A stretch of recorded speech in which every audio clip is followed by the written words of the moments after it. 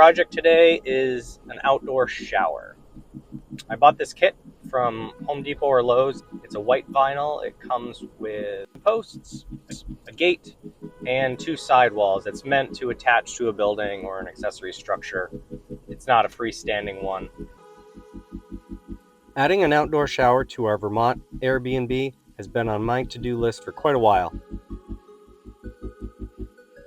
Although you may be able to get a kit that has all four sides. I got this because I thought it would be a simple installation with all the pieces. It comes with the hardware, all the mounts. Probably has some post bases because it's meant to go down into a deck.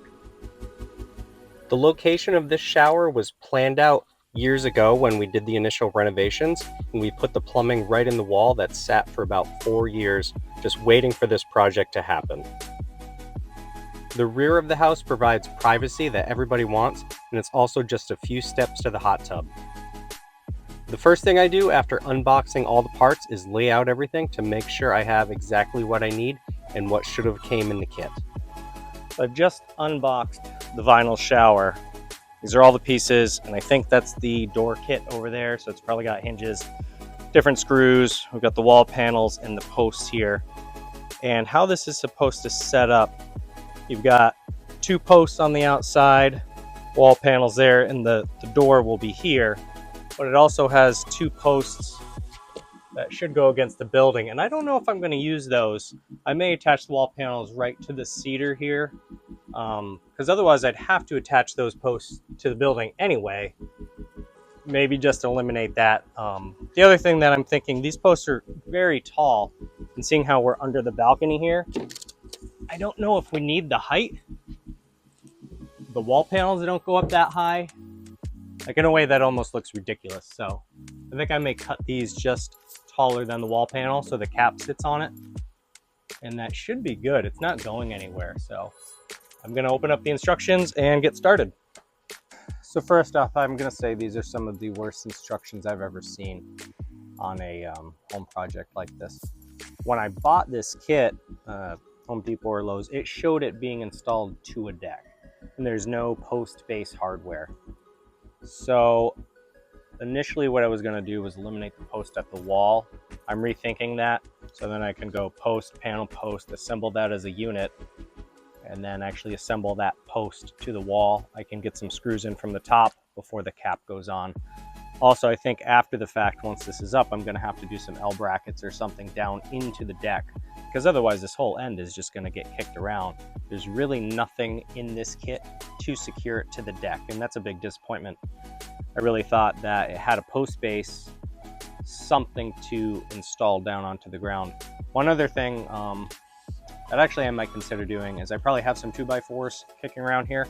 I may cut a bit of a 4x4, whatever this interior dimension is, screw that down to the deck, bring this post on top of it, and then put some white trim head screws through the side. And I may do that for all four posts, so the bottom is incredibly secure. I don't like seeing brackets, kind of just something that was going to come down the post and along the side onto the deck. First thing I'm going to do is assemble these wall panels to the posts and just see what I'm looking at as far as the height, because I do want to cut these off. So I think that'll be the first couple steps here.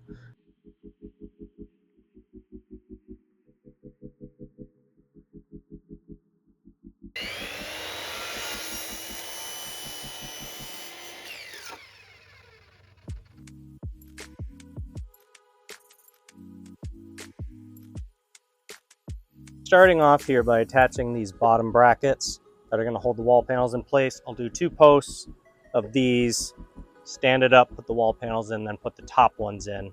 Probably have to kind of roll it around to get at all the screw connections. And these are actually nice because they're self-tapping screws, so I'm not going to have to pre-drill these.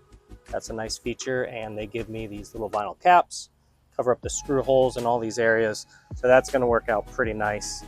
I've got my pressure-treated 2x4s. I actually had a really nice piece in the basement, so I'm going to use those at the base of these posts like I had talked about, and then use some white screws that I have. I'm going to punch just a couple through the bottom into that, so that hopefully it all stays rigid and in place.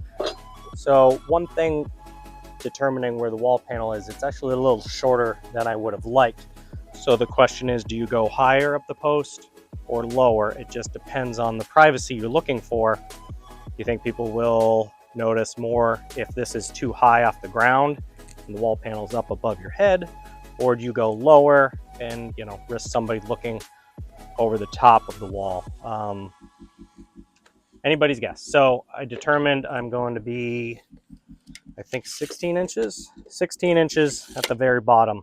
Now, supreme worst case, if I get this up and I don't like it, I can get a piece of vinyl or AZEK and maybe just put another bottom rail here or a top rail and kind of enclose that a little bit just to add some more privacy.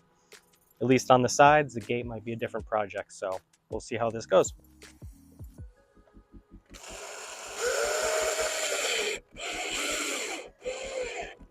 Well, that went in very nice.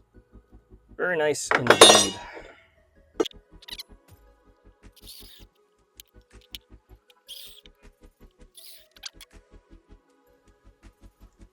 Assembling these side panels wasn't quite as easy as I thought.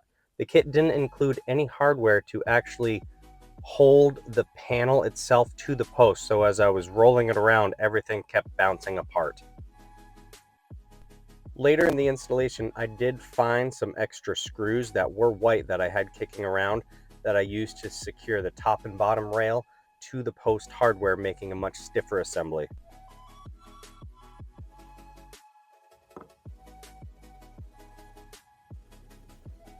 I pre-drilled the PT blocks that I had cut earlier using 2 screws per block, which is strong enough to hold it down onto the deck. The screws I used were 4 inches long, which is a bit overkill, but seeing how I wasn't prepared to do this type of installation, it's what I had, and they're going to hold up perfectly fine for this project. The vinyl posts slide right over these pressure treated blocks, giving me the stability down at the deck, and I'll just add a couple screws later to keep everything in place. All right, so I've gone ahead and assembled these 2 panels. One of them is actually installed down into the ground now. I was gonna set this one up on those PT blocks that I cut out before. Given the width that I think this should be, there's a couple braces here that'll go across the top. So I measured those, and I think that's the width, but I kind of have construction related trust issues. So what I'm gonna do now is I'm gonna move over and assemble the gate so I know exactly how wide these need to be apart to get that gate to work. It's got a lot of hardware and the hinges look pretty beefy. So I wanna make sure I don't bring this in too much or it's spread too far. So I'm gonna get the gate assembled first, take a dimension, and then I'll put this panel in.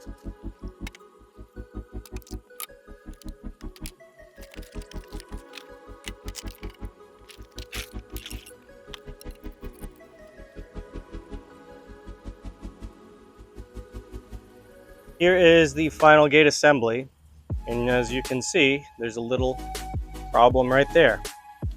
So this came all cut from the manufacturer and for some reason would not go together. I think the bottom and top rail were long, or there was something going on in the verticals that it wouldn't go in all the way. So the instructions said to use PVC glue, nothing about a dry fit. So as I put the glue in, I could not get this to go any further. Tried to get it apart and the glue would start to set up. It was starting to make a mess. So I put it back together as tight as possible, squared it up, and at least it's an even reveal that I'm going to have to fill in with another piece of PVC. All right, the surround is up, the door is installed and working great. The outdoor shower is officially ready for the plumbing. I'm really happy how this turned out. It's simple but effective, and it's going to make a great addition to the guest experience here at our Vermont Airbnb. Especially during the warmer months, when a refreshing outdoor shower can be a game changer. Whether you're on the ski slopes, a lake, or a beach, an outdoor shower is a must-have.